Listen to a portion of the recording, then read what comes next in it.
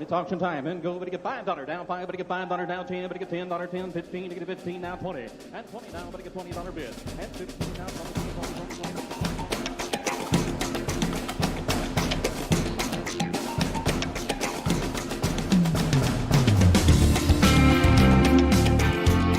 20. And good morning. It's the first inaugural show of the Mike McGavel Jones Show here in Dallas, Texas, broadcasting live from Lincoln Center.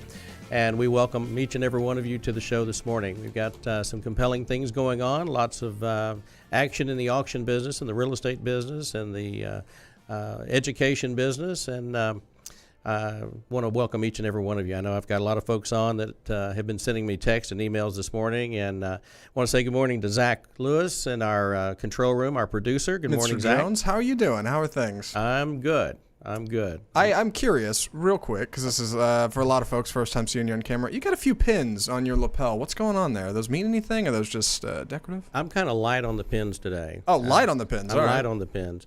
But, yeah, the first pin, of course, is the United States flag. I'm one of these people that I believe in being patriotic, and you rarely see me with a jacket that doesn't have an American flag on it. If you do, it means someone has moved my pin where I can't find it. Or in the case of one of the airlines about 3 or 4 weeks ago, they actually lost my jacket on the plane. And so they lost it. You know, it wasn't me, and but I had my pin on there, so I was kind of lost for about a week.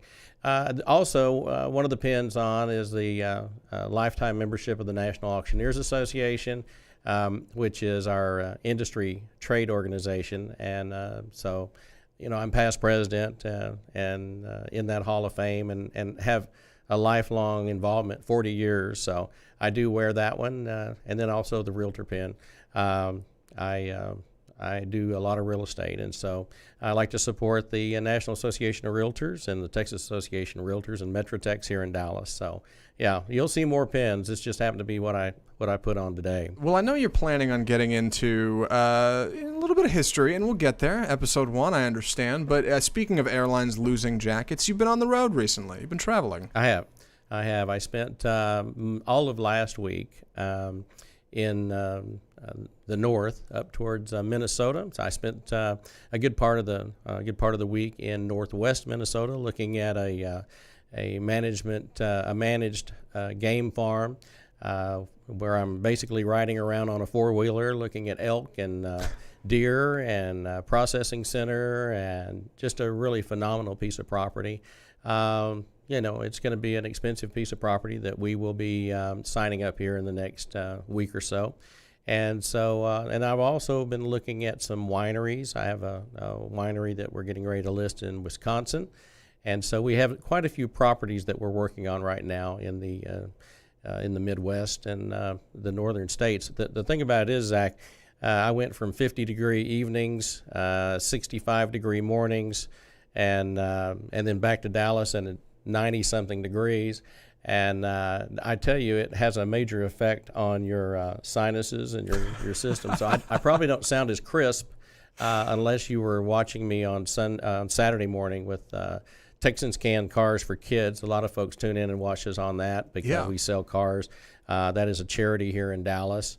The money that we generate goes to Texans Can, and we're putting kids through school that have fallen out of the system. And we'll talk more about Texans Can because I'm passionate about that. But we do that sale just about every week, with the exception about 3 weeks out of the year. So every Saturday we sell about 200 to 300 cars for Texans Can. So, but I feel pretty good right now. Yeah, I was going to say your voice may not be quite as robust, but you're rich in spirit and in character. So there's that. I did want to ask because we've had a fair number of conversations. You've got a slice of life kind of thing going for you. You're out in Minnesota. You're looking at elk. All right, you're flying around. You've got a lot of something I don't know that I don't get in my little control room here. So I was hoping you could fill me in a little bit. How do you get there, right? And I know that's a whole podcast worth of content, but we're starting one. So the thing about it is, you know, I've been in this business 40 years. Actually longer than 40 years. I started when I was in high school.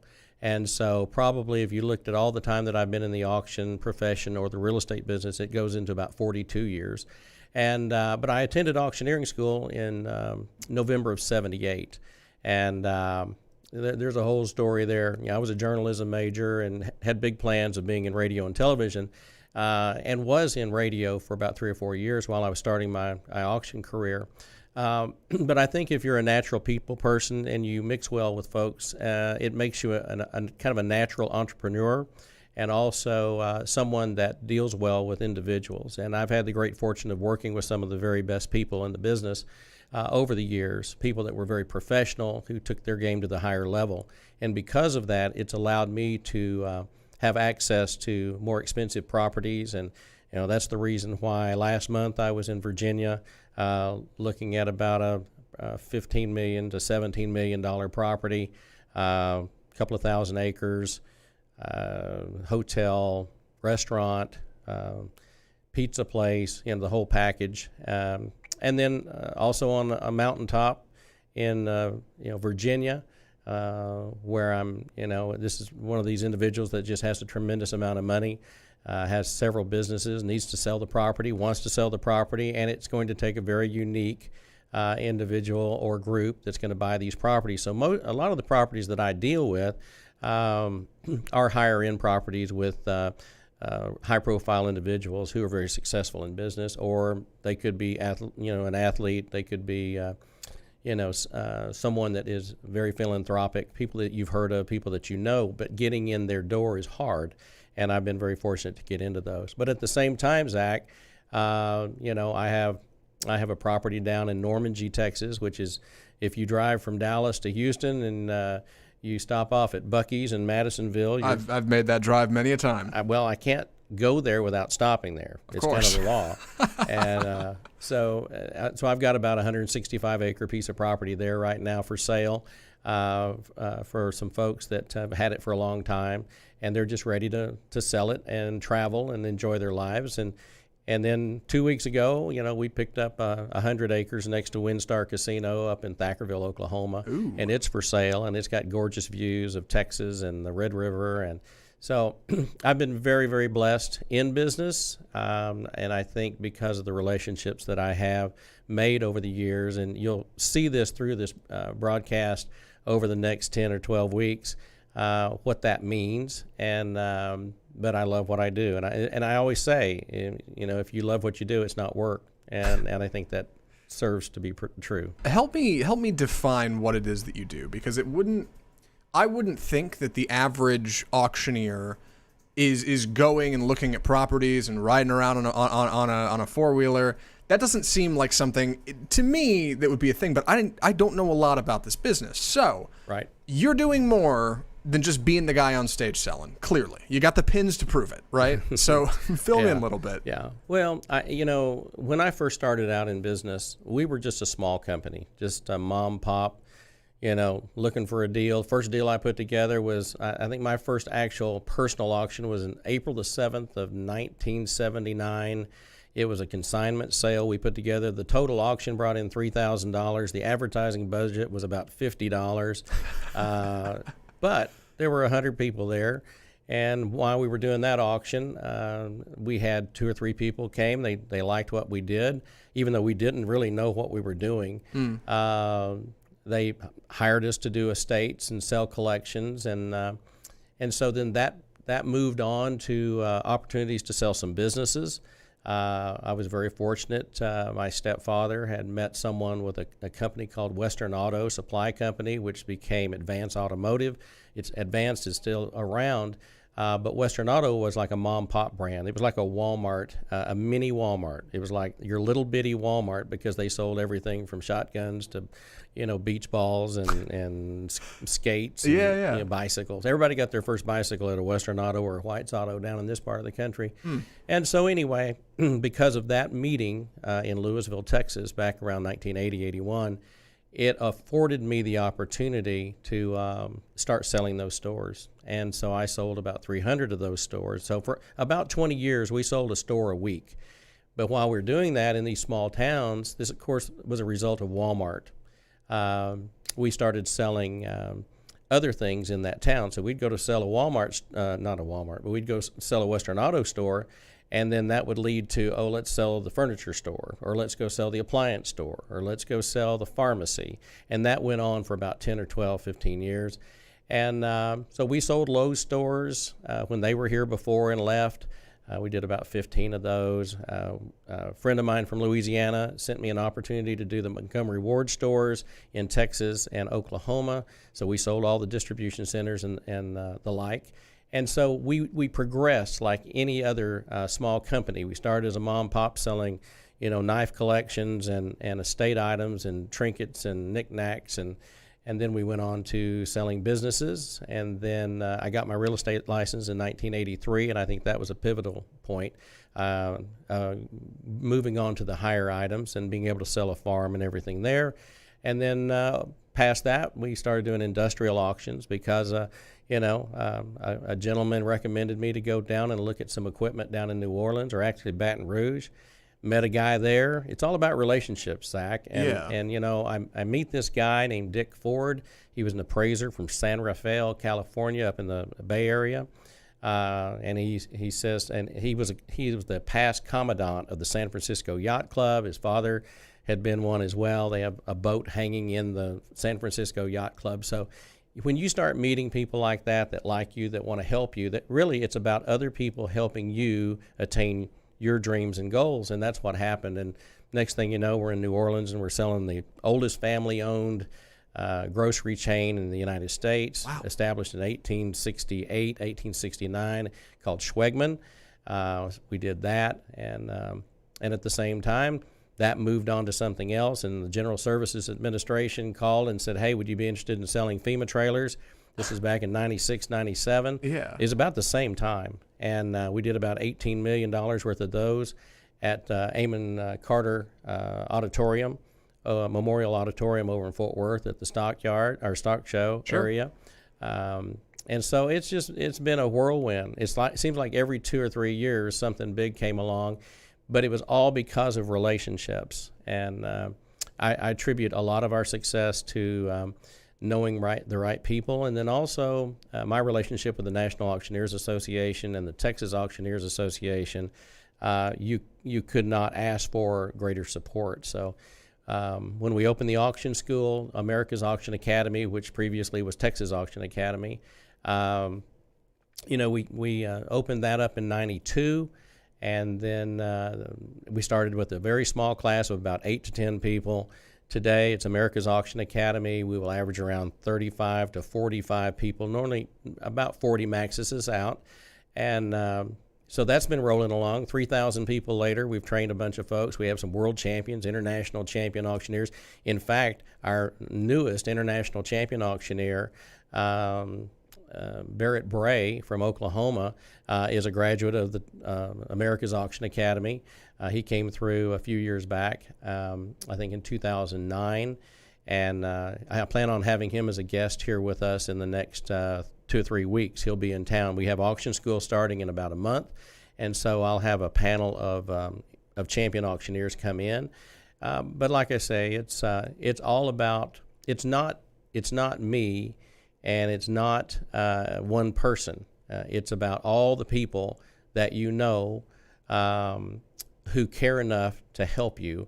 And I think if you listen and pay attention to smarter people than you are and absorb that information, it makes all the difference in the world. When I went to auction school, I was fortunate enough that the owner of the school in Kansas City at the time, it was in the stockyards, Dick DeWeese, he kind of took me under his wing and said, look, when you get back to Texas, you need to go see 2 guys. They're auctioneers. One was Joe Small here in Farmers Branch. He lived in Dallas, but he had an auction house in Farmers Branch. And lots of people in Dallas-Fort Worth that are, going to see this podcast and this show would have gone to his auctions because he was the guy that sold antiques and containers and container loads of antiques from Europe and around the country. And so he hired me. And, this was at a time when I got into radio back in '81. I had gone to work for a radio station just to kind of make ends meet. Yeah, it was just a couple years before you started your own shop. Well, I'd started the company. I just wasn't making any money. Okay. And so I thought, well, this would supplement. And it's something I went to college for. Yeah. So the guy says, and this was a little bitty town, Bowie, Texas, KBAN radio, 500 watt, Oh yeah. dawn to dusk, and transmitter, turn it on, turn it off. And, I was making $5 an hour. I drove an hour to make $5 an hour, but I would go to the radio station. After I'd gone to the police department, I'd write the news, and I would put together everything from the farm reports to the obituaries. And but I got to know people, and I became kind of a local celeb on the little radio station. Well, I started promoting my auction business through that radio station, and I picked up 2 or 3 quick auctions, and I could see really quick that it was all about marketing and branding yourself. And so Everett Mason, who was from Springfield, Missouri, he and his wife owned it. They didn't have any children, so he kind of took me under his wing, and I made $5 an hour, and I did sales work during the day, and then I went back to college at night at the same time. I was getting about 3 hours of sleep. And I think it's about drive. I think it's some people are wound tight, and I think some people want to be doing something all the time, and I think that's part of my problem, and probably part of the legacy too, because people say all the time, I don't know how you can be in Atlanta, now, and then in 2 hours be in Memphis, and then wherever. So, because I've done as many in last 3 or 4 months, I think I was on 8 flights in a day and a half. And that's not that uncommon, but I think it's something about a personal drive. And I also say that, when you're young, and we didn't have any money when I was a kid, and, we lived on a farm for a while, and I got to know what hard work was. And I didn't realize what the impact was going to be at the time. So I lived on a dairy farm outside of Gainesville, Texas, and we didn't live there all that long, maybe 3 or 4 years. But that 3 or 4 years was the early years of building in your mind belief system. And that belief was hard work paid off. One of the things was we raised our own food, we raised our own beef. We went to a little country church. We didn't go to the doctor to get vaccinated. Back then, if your aunt vaccinated the cows, she also vaccinated the kids. And I'm not kidding, this is true. And Vacation Bible School and all that stuff. And that time in the 60s, for me, had the biggest impact. And my grandparents were a big impact on me as well, because they worked all the time. My grandfather paid for his house in 7 years, paid cash for his cars. And so that's a legacy right there. So when I came back, but the part of this story that's kind of interesting is I was making $5 an hour at a radio station, which is no money. And then I get the opportunity to work for Joe Small in Dallas. And he says, okay, you can work for me on Monday night, and Monday night you're going to work from like 7 o'clock to 9 o'clock or 9:30. And I said, okay. And I'm not one of those that ask how much money I'm going to make. I just figured you'll take care of me, because I needed the experience. And he said, and I'm going to pay you $100 a night. Ooh. Now, we went from $5 an hour to $100 for 3.5, 4 hours. And then he added another night on Friday night. So I'm making $800 a month in 1979, 1980, plus I was working in the radio station. And then at a certain point with all the Western auto stores, we just had to make a decision. I say me. I had to make a decision. Do I want to keep doing some radio stuff, or do I need to exit and just go full-time auction? And I had gone over to a radio station in Gainesville, a guy named Pat Bolin, who was running pretty much running the shop. He hired me, and I did get a raise from $5 to $10 an hour. And so I'm making $10 an hour in radio. This would have been 1982.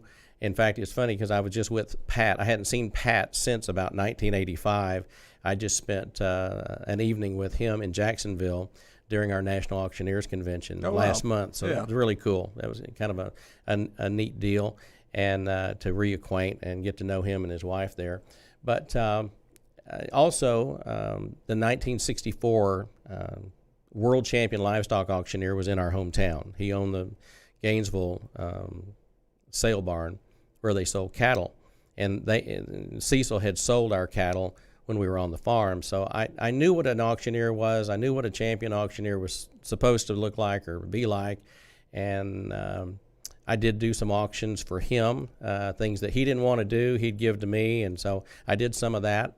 And so I've just been pretty blessed. Zach, I don't know any other way to say it. Not everybody gets the chances, but then again, you got to put yourself out there to get those chances. Yeah, definitely. Well, I did want to ask, looking at your trajectory, kind of the stepping stone of approach of how you got from where you were to where you are, from dairy farm in Gainesville to sitting in the studio now recording this. I wanted to ask how do you feel about how you kind of transitioned into bigger auctions in the sense of property, business, big sales? Because typically I think when people think of auctioneers, at least on my level of society, way down here with the rest of us, I think of like high dollar individual items, right? I think of a fancy painting, right? Yep. Or a vase or Yep. an antique. Did you dabble a whole lot in that, or did you never really get there? Well, now here's something a little interesting too. So in high school, in Houston at Spring Branch High School, and I'll send a shout out to my friends down in Houston because I know there's a bunch of them on right now. When I was a junior in high school, I worked for a meat locker, and a little bitty meat locker plant, and nothing fancy, just a little deal right off of I-10 and 610. In fact, the building's gone now. But I got burned in an industrial accident, very extreme hot water. Oh, wow. Like boiling water. Yeah. And I was wearing a T-shirt, a sweatshirt, and a meat locker jacket, one of those white meat coats.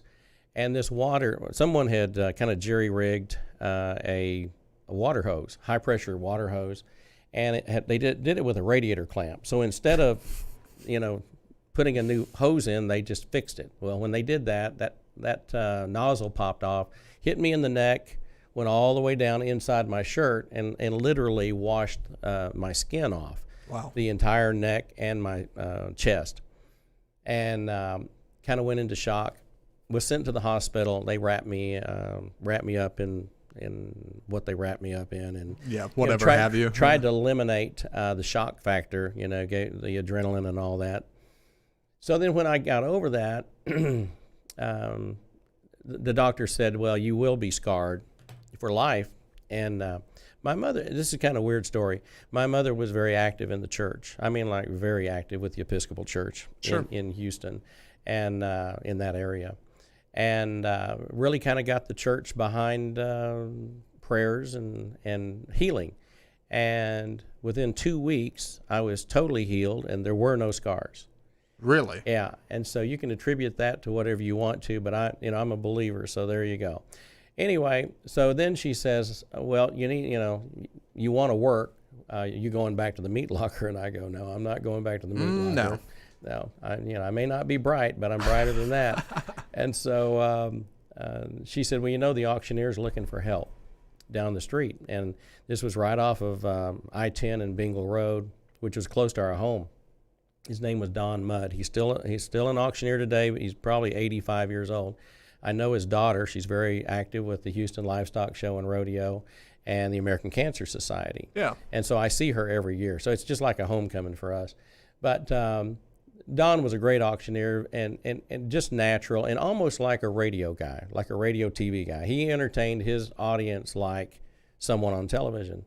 And so I'm absorbing all that. And I think that really kind of started getting my attention on auctioneering, even though it was subliminal at the time. I enjoyed working the auctions.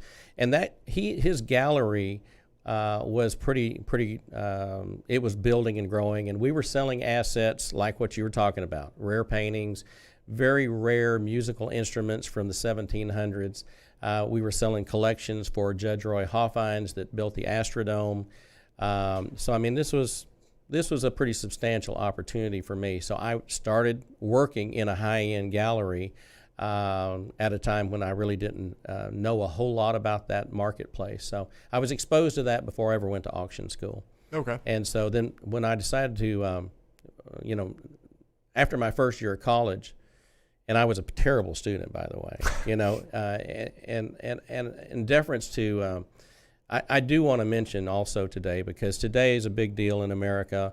If you were watching television this weekend, Senator McCain passed away, and whether you liked his politics or not, he was a patriot. He was somebody that I think most people could look up to. He made some mistakes, but the good thing about that man was he admitted he made mistakes. You know, and there's not a lot of people that'll do that, especially today in Washington. And so, you know, you got an American war hero. You don't see that kind of television coverage unless they're special. And so I want to send my my thoughts and prayers out to the McCain family. I'm pretty political, have been political for a long time, and I am not a party guy. I'm an independent, so it depends on the candidate. You know, you give me the right candidate, I'm going to support the candidate that I believe in, and so I think we're at a very interesting time in American politics. I will actually be in Washington next week, midweek, during the National Auctioneers Association Capitol Hill Day. Yeah. I'll be with the senators and the congressmen on Wednesday and Thursday of next week. So it's going to be an interesting time in Washington, D.C., I must tell you. Yeah, you're certainly right about the political landscape, and you're right. I'm not a big... I didn't know a lot about John McCain, and I don't watch a lot of television, but I was on the worst of social media sites, Twitter, this weekend. Yep. And just all weekend. It was just constantly links and journalists saying, hey, thanks, and I don't know. He's a big guy. I did want to ask about... right before John McCain, and I completely lost my train of thought. I wanted to ask about your steel trap memory, because I don't know if you have one. All right, maybe I'm wrong, but it surprises me to hear you say that you're you were not a great college student, because it seems to me in the business of auctioning, you got to remember a lot of things, and not only that, but not only do you have to remember prices and who said what and who's where, you got to remember items, you got to remember orders, and you not only managed to do all of that, you also remember people in your life. I have a caveat in regard to my bad college days. Okay, please. I didn't want to be in college. All right. I wanted to be doing an auction. And so I was wanting to be in business. I had a full desire to be an entrepreneur. When I was 19, I owned a tire store, 2 convenience stores in Gainesville. At the same time, I was starting the auction company. Wow. So I was a serial entrepreneur at a very young age. And loved the art of the deal and trading and things of that nature. And that was my grandfather's backing. He was a trader, and he loved to do that stuff. He liked to interact with people. And so the funny thing is, my grades were terrible in college. So kind of like John McCain being 6th from the bottom of his class, I can appreciate that. And my, you know, I was so social. And see, I think that's a benefit to what I do. You know, I'm someone that's, I was an English guy. I enjoyed the liberal arts. I was not analytical when it came to algebra. I couldn't spell algebra. That was not my interest. Now, if you want me to figure the commission schedule on an auction at 13.5%, I can probably give you the number pretty quick. So when I went back to college in the early 80s, I was pretty much a straight A student. Because now it was under my terms. It wasn't because I had to be there. It's because I wanted to be there. And so I was taking accounting classes and psychology classes and anything relating to business and people. And so I turned my college career around, but I wasn't a very good student to start with. Now, I will also add this. You alluded to you have to keep up with numbers and people and things of that nature. I often compare what we do to being an air traffic controller. We are landing bids, we are taking the money, we're stating facts, we're recording, we're recommending, so all that plays into it. So we really are like air traffic controllers. We just happen to be doing it with bids, numbers, and dollars. Well, you don't. I don't want to understate, how much the people in your life seem to have influenced you, because you seem to remember them so well. Like you said earlier, you're talking about a family who's got a boat hanging upside down in a yacht club. You're talking about I'm struggling to remember some of the names you said, but at the time I thought, I'm going to remember this. Yep. You don't have that problem. You remember all of these people. I remember things when I was 2 years old. Oh, okay. Now, I can't tell you where my keys are right now. I have a terrific recall for my childhood. Yeah. And I do have an excellent recall on people that have influenced my life over the years. Yeah, I'm very sentimental about things like that. Well, that's good. Yeah. I think it's important to remember where you came from. Sure. And we've only got a couple minutes left, so I was curious if you had any thoughts towards that. About? Remembering where you came from, not forgetting the little guy, right? Remember, I mean, that's what this episode was all about, right? One of my favorite lines that I use in auction school and when I make presentations has always been, if you don't forget where you came from, you always have a place to go back to. So I think that's pretty much it. Fairly profound. Do you know who said that? Me. Well, silly me. Yeah, excuse me for thinking a greater man came up with that. Well, gosh, just a minute or two left. Any closing thoughts, I suppose? When can people expect more? Well, I want to tell everybody I appreciate them coming on. This was a lot about kind of my background and stories and things like that. As we move forward in future cast, for example, our next one, we'll probably delve more into specifics. I do want people to know that we're going to be talking about auctions, real estate, training auctioneers, unique properties, things that are going to be, I like current events too. You know, I'm a news junkie. So you're probably always going to hear me say something about what's going on. I will say one thing real quick. It's interesting that we lost McCain, we lost Aretha Franklin, and we also lost Neil Simon yesterday, who's one of the greatest playwrights of all time. Yeah. So, they always say that comes in threes, and evidently that is true. So anyway, we want people to join us every week. We're going to be on every Monday at 10 a.m. It's a 30-minute podcast, and we appreciate you being with us. Sure. You can find us on all your normal channels, iTunes, Google Play, Stitcher, SoundCloud, and on Facebook Live. So go ahead and give us a follow. And follow Mr. Jones on Facebook. Where are you, Mike? Where can people find you? Well, you can see me at Mike McGavel Jones. You can go to Mike Jones, Dallas Auctioneer. It'll pop up. We have United Classic Auctioneers, and we also have America's Auction Academy. So we've got 4 or 5 sites. All right. CS. Sam, Charlie, Sam.